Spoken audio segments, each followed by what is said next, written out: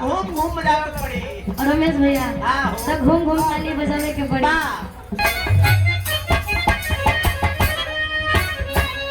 कोनो लड़का कोनो लड़की से कहा को भैया का कहे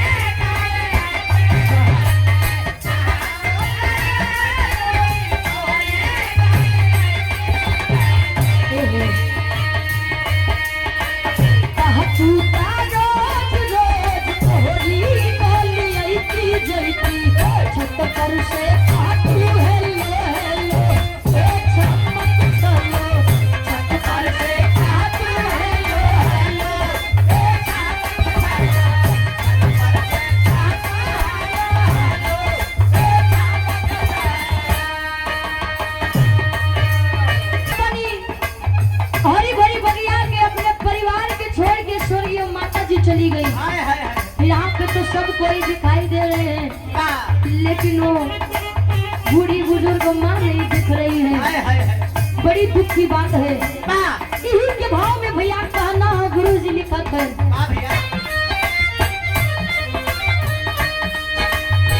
मलक के बाजारिया माटी के शरीरिया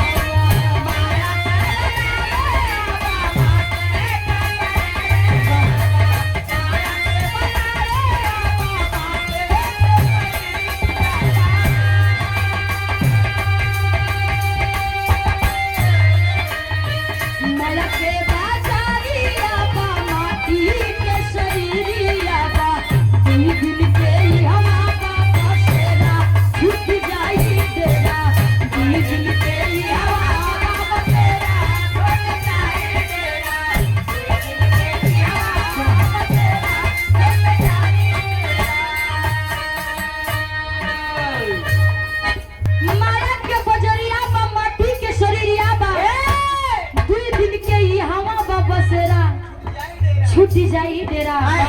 कितना बढ़िया गुरुजी लाइन लिखत है कि हई माटी के शरीर है माटी मिल जाए ये शरीर पे कबो घमंड ना करे के चाहिए। रमेश भैया ये शरीर में कितनो मल मल के साबुन तेल लगावा कितनो सेंट मारा कितनो क्रीम लगावा कितना पुट्टी करा हो लेकिन इस शरीर एक दिन मिट्टी में मिल जाएगा।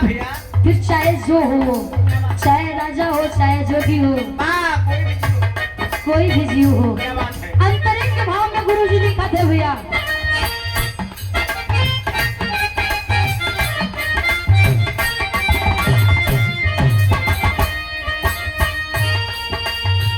राही जाई हवा सब धन दावला पिया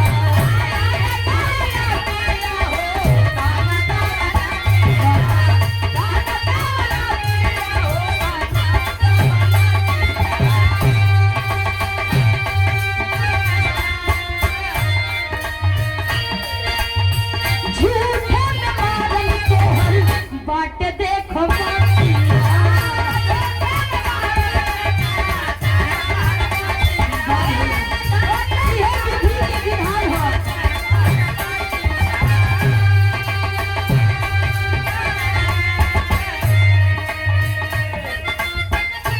एक न एक दिन सबको जाना पड़ेगा।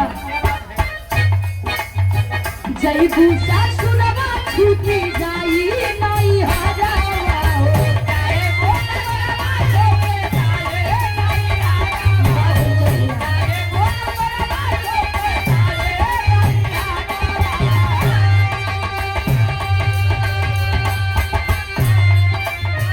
जय भूषा सुनवा छूटी जाई नहीं हारा हो ना कुछ है मेरा ना है तेरा छूट जाई ना कुछ है तेरा रही जाए कि हवा सब धन दौलतिया और झूठे में मारल बाटे देखा तोहर मतिया इ तब माया के बाजार हो। यहाँ जे केहू विवाह सब नकली है कुछ भी सच यहाँ पे सच नहीं है।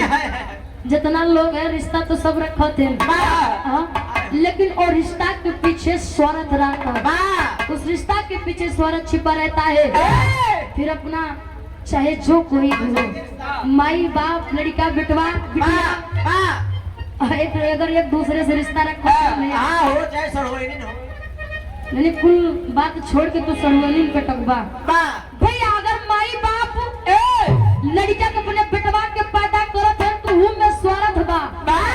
बेटवा पैदा करत है कहीं हमार बेटवा बड़ा होई, हमरे बुढ़ाई बेरी हमार लाठी बनी, हमार सहारा बनी भैया। तो स्वार्थ सबके पीछे लगा है, इसीलिए ये मोह माया छोड़कर सतगुरु स्वामी से आप लोग जुड़ जाइए भैया। अगले बंदे गुरु जी लिखत है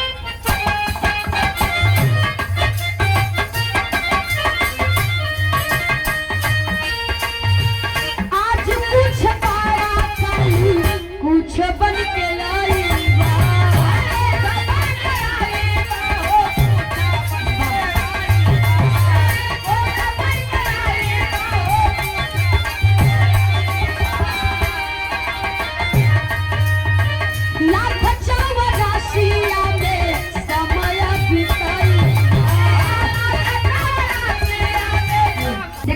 जन्म में ताली ना बजावा जब तो फिर जान लो जन्म घूम घूम बजावे के पड़ी।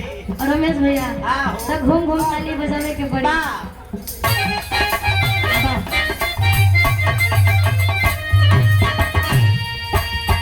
कुछ लाज बड़ा कुछ बाल फिर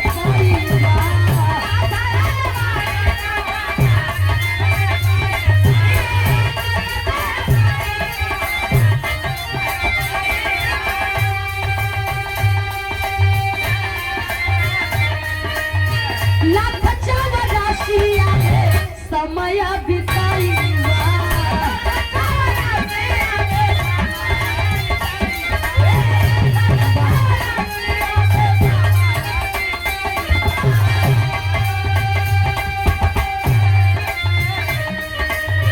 समय के रहते चली जा सदा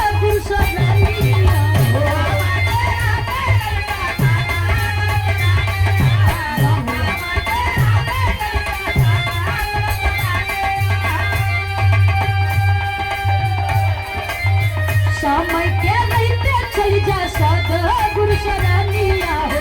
जब जागा काबे से सवेरा छूट जाई तेरा, जब जागा काबे से सवेरा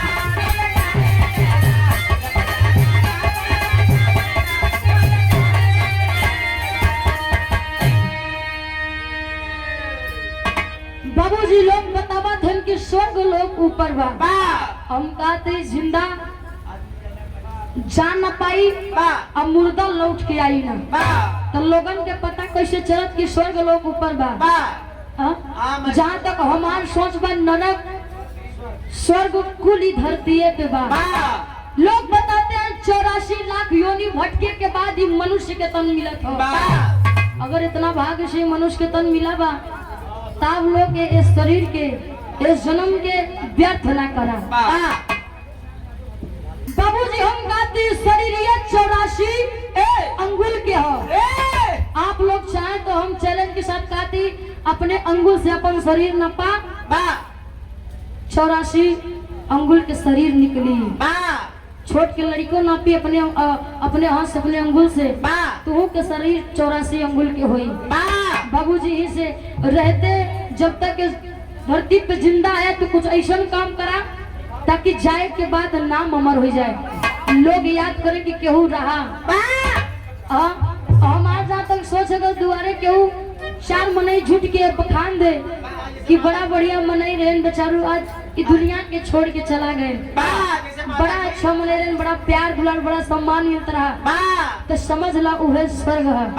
अगर उहे 4 मनई झूठ के दुआरे गरियाए दे कि भले बदहिजरा के नाते चला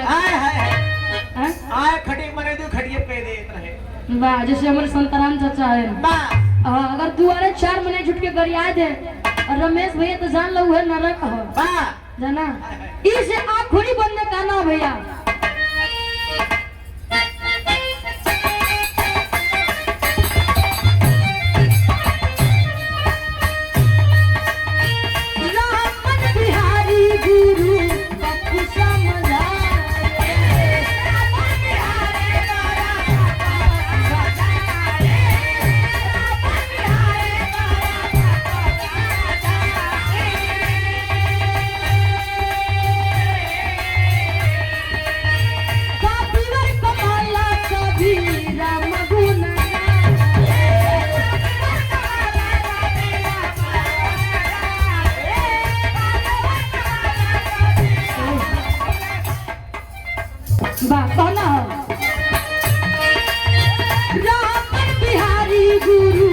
पप्पू समझा